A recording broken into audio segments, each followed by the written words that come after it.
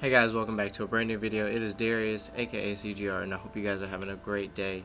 And as you saw from the title of the video, this is like the worst thing that could possibly happen if you're going out, you know what I'm saying, and out on your own. Definitely a worst nightmare. So, let me give you a little backstory.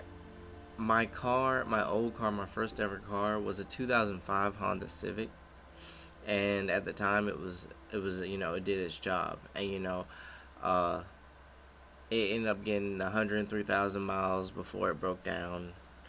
And yeah, so one day I have a recruiting trip on a weekend at a school in Atlanta. So we got to meet at this hotel first. So we go. So first, I knew the day was gonna go wrong when my homeboy didn't even wake up to even go with me. Usually he goes on like recruiting trips and workouts with me, and he'll record me, just be some encouragement. And he didn't even wake up, so I knew I had to go by myself, and I already knew it was just gonna be a bad day. So it's about a 2-hour drive from where I live at, and the drive's going fine. I get all the way to like the last turn. It's like literally 2 minutes left in the whole entire trip. All I gotta do is take a left turn and I'm already there. And then all of a sudden my car starts sputtering and it stops and it just smokes out. Now automatically I'm gonna think, overheat. Put some water in it, and what I'm saying, it's obviously not drivable because the smoke had gotten really really bad. And I'm in a left turning lane. Like, I'm stuck in the left turning lane and my car is smoking out in the middle of Atlanta. Like ass out, bro. Like there's 10 cars ahead of me and like 20 cars behind me. If you've ever been to Atlanta, it's always busy everywhere. So I'm stuck in the left lane, and people report your accident or something if you're stuck on the highway or something. So I'm looking on my map, and it says potential car has broken down or whatever is on the side of the road. So I wait for a cop car to pull up because I know one's gonna pull up. And he pulls up and I'm just telling him, what's happening and why I'm here and whatnot. And he was like, damn, dude, that sucks. He was a cool ass cop. He was like, damn, dude, that sucks. It was like to be 2 hours away from home and be stuck, you know.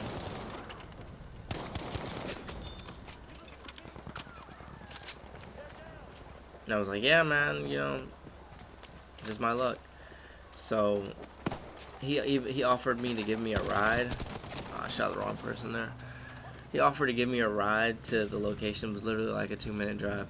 So I was like, cool. You know what I'm saying? I'm gathering all my stuff. But mind you, I've been carrying a gun since I've been 16.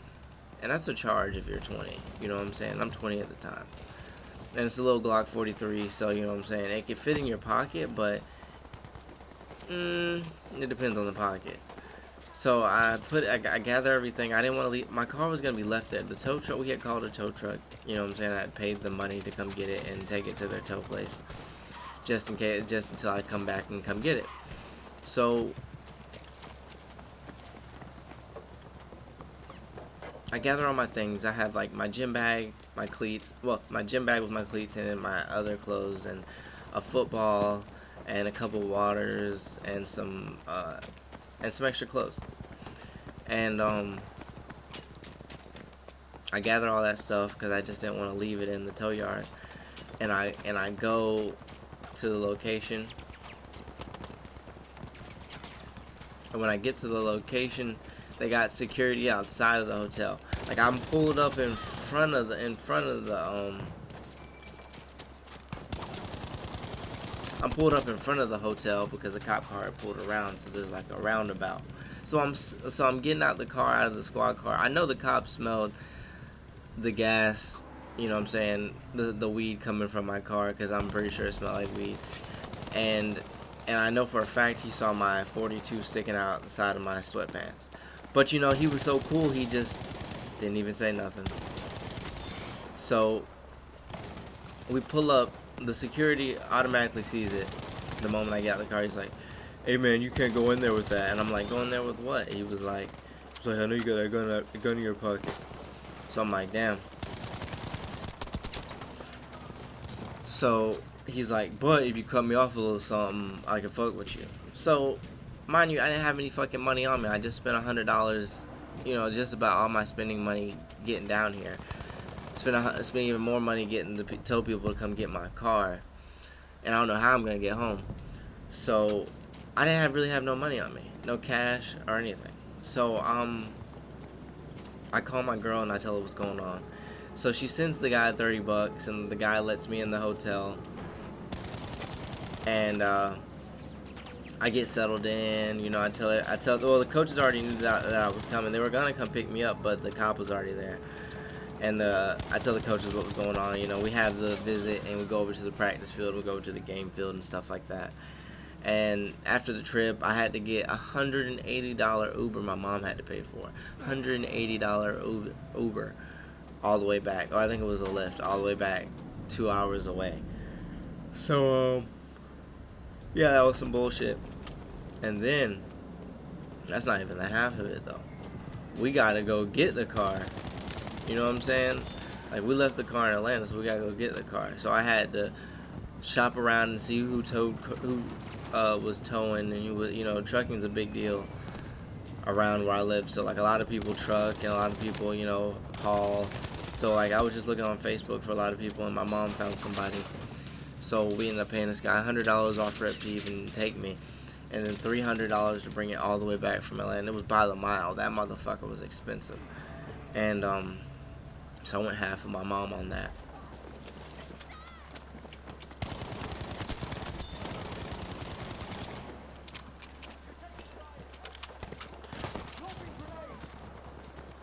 And so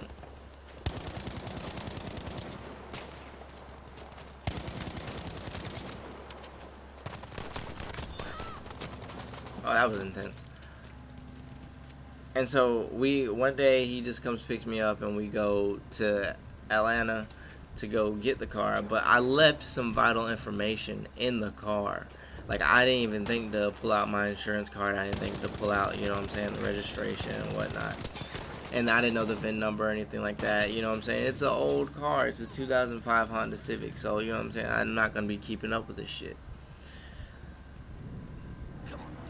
So when I get to it's called ATO. When I get to the ATO place, they want all this information, and I just don't have it, you know. So I end up having to call State Farm on a weekend, and you know, that didn't work. So I had to call the customer service line, and I'm sitting in this ATO place, and there's people from Miami, there's people from, you know what I'm saying, Tennessee. There's people all over stuck in this ATO place trying to get their car because they're having the same issue. Like, they don't have all their paperwork, or they're waiting on somebody to come release the car out to them.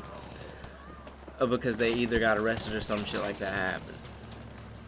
So I eventually get the car and we haul it all the way back, and then I still have to pay $250 for the radiator, and I drive it around for like 3 days, and I take it back to the repair guy. I'm like, it still runs the same, you know, and it still overheats after like 20 minutes of driving. I live 30 minutes away from where I was taking it to get it fixed. So, you know what I'm saying, it's a true test of how good it was going to hold up. And it turns out, like, the head gasket had blown. One of the head gaskets had blown. So, like, all that work of me getting it fixed and spending all the money on it was for a waste. And then I still had to get another car on top of that. And, you know what I'm saying, it was just a hassle. And I ended up having to, you know, get $500, and then my girl put the other $500 in, and yeah, it was a hell of a weekend, a hell of a week. But I eventually got another car, and then that car ended up being a lemon, but we're not gonna talk about that. Moral of the story: I got the fucking car.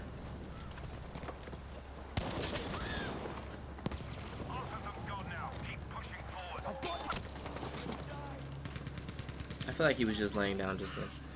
I got the car, but that had to been like the worst week ever, because like, you get stuck in Atlanta and then you had to go back and get your car. Like, it was just so much of a hassle that I didn't want to go through, that I really didn't have to go through, because it wasn't even, you know what I'm saying, what we thought it was. It was a head gasket. But we got that settled. You know, lessons learned. You know, I'm gonna be more prepared next time. But anyway, I hope you guys enjoyed the story. I hope that ever happens to any of you, and if it has, you know, give me your story in the comments. But if you enjoyed the story, drop a like on the video.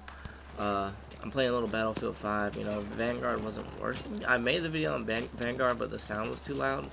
It was kind of overpowering my voice.